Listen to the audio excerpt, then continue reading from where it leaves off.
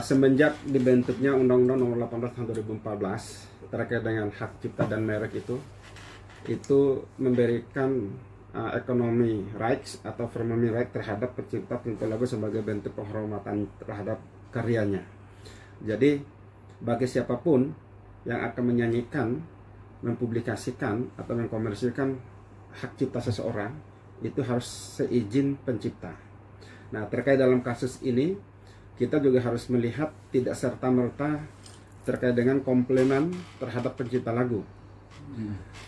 Kalau lagu itu tidak pernah dinyanyikan atau lagu itu belum pernah didaftarkan kepada LMK, maka posisinya juga bukan dalam tataran posisi lagu itu masih pantas dipublikasikan apa tidak. Nah, untuk kasus Andre sendiri, kita juga harus melihat gini.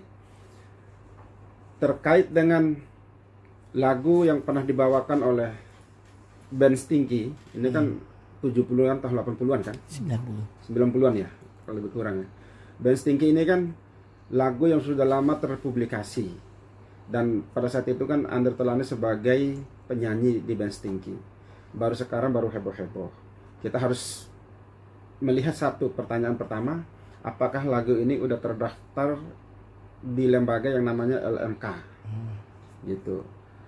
Nah, kalau memang pencipta lagu kepingin mendapatkan hak royaltinya, maka lagu ini harus didaftarkan kepada lembaga LMK namanya.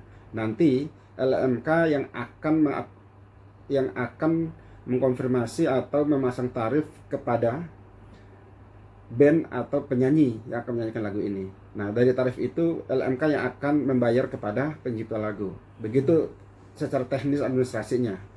Nah, yang kedua pertanyaannya, apakah saat ini masih berlaku yang namanya hak royalti pencipta lagu itu atau sudah terputus? Kalau masih berlaku dan masih ada jangka waktu, tidak bisa dong pencipta lagu main sewenang-wenang untuk melakukan tuntutan terhadap penyanyi atau band yang sudah membayar royalti itu. Nggak bisa sewenang-wenang seperti itu. Yang ketiga, apakah Andre Taulany ini statusnya masih status sebagai penyanyi di band Stinky atau sudah solo karir? Kita lihat, kalau memang seperti itu, siapa sih yang melakukan pembayaran terhadap royalti lagu ini kepada penciptanya? Apakah atas nama band Stinky atau atas nama personalnya Andre? Gitu. Kita lihat dari sana.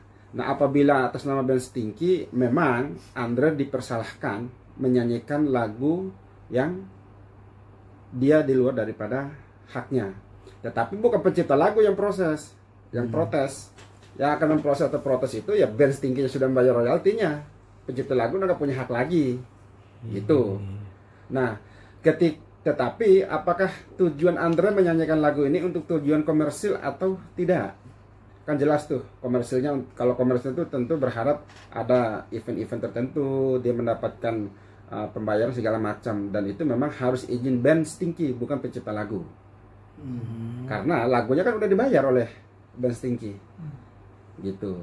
Nah, tetapi kalau Andre ini hanya untuk lagu dalam acara-acara yang tidak mendapatkan komersil atau pembayaran, ya tidak bisa juga dituntut. Karena tujuan Andre kan hanya menghibur penonton. Gitu. Misalnya disuruh nyanyi seketika, dia tidak dibayar gitu di pesta pernikahan atau acara apa, tapi dia tidak dibayar, ya sah-sah saja. Tinggal nanti kan sebenarnya bisa izin itu kan tidak tertulis juga, bisa telepon atau seperti itu, tapi itu tidak masuk dalam kategori pidana lah. Gitu. Kecuali dia memang menyanyikan lagu itu untuk tujuan komersil secara terus-menerus gitu. Dan di dalam Undang-Undang Nomor 18 Tahun 2014 juga itu tidak berbicara tentang nyanyi gitu sih, tidak diatur secara jelas sih. Yang diatur secara jelas di sana terkait dengan menyanyi mengcopy lagu yang diciptakan itu dengan merubah covernya, syairnya, nadanya, dan aransemennya segala macam. Itu yang kategori tindak pidana di dalam bidang cipta lagu dan merek ya. Oke. Bang, dalam kasus ini kedua belah pihak, Andre dan pencipta lagu, sama-sama sudah keluar dari band Stinky ya. Nah, pencipta ini menagih sebuah royalti, nggak mensomasi dulu untuk pihak Andre yang sama-sama udah keluar nggak boleh bawain lagu gitu. Nah itu ada hak juga bang dari pencipta untuk larang-larang. Kalau mereka sama-sama keluar dari band Stinky, sekarang pertanyaannya, lagu mungkinkah ini siapa yang punya hak? Apakah pencipta lagu atau band Stinky-nya? Ya, pencipta lagu nggak punya hak untuk melarang Andre ketika lagunya ini udah menjadi bagian daripada band Stinky yang udah dibayar royaltinya, atau masih ada masa berlaku royaltinya, kan begitu? Apa dasar hukumnya? Karena dia cipta, kan dia udah menjual, kan dia udah mendapatkan royalti, nggak punya dasar hukum. Error in persona kalau kita orang yang bilang. Dia nggak punya legal standing itu untuk itu. Mungkin dia nggak melarang Stinky karena mungkin Stinky udah setoran ya, kasar seperti itu. Nah mungkin kalau Andre dia nyanyi di perform di luar Stinky gitu, dapat keuntungan. Nah mungkin itu jadi permasalahan dari penciptanya bang. Seperti itu gimana tuh bang? Bisa saja penciptanya mempermasalahkan itu, tapi dia tetap nggak punya legal standing, nggak punya dasar hukum. Iya. Gitu. Yang punya legal standing atau dasar hukum itu band Stinky-nya yang sudah mengkontrak lagu ini. Harusnya manajemen band Stinky-nya yang somasi Andre. Seperti kasus Ahmad Dhani dan Once. Ahmad Dhani itu sebenarnya bukan berdasarkan pada diri dia sebagai pencipta lagu, tapi atas nama band 19 dan Dewa 19. Coba aja, atas nama band 19, karena Once sudah keluar dari band Dewa 19, dia nggak boleh nyanyikan lagu band Dewa 19. Kan gitu.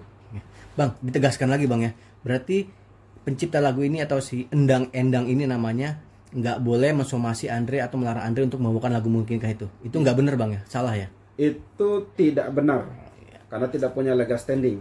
Kalau memang lagu ini dalam statusnya sudah mendapatkan royalti dari band Stinky. Bang,